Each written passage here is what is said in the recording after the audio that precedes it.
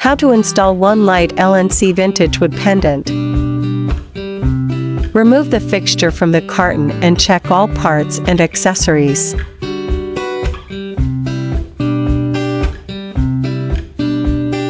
Slip loop over the wires and thread loop into top of wood frame.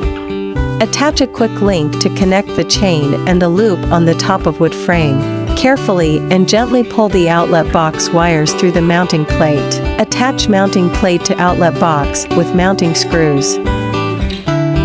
Remove the threaded ring from collar loop. Pass chain through collar ring and through canopy. Attach a quick link to the collar loop and connect the end of chain.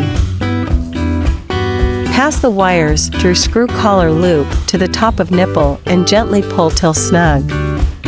Twist plastic wire connector until wires are tightly joined. Wrap each connector with approved electrical tape. Be sure that no wire strands are exposed and tuck all wires into the outlet box. Raise canopy to ceiling and secure it by tightening threaded ring onto collar loop. Install the bulb.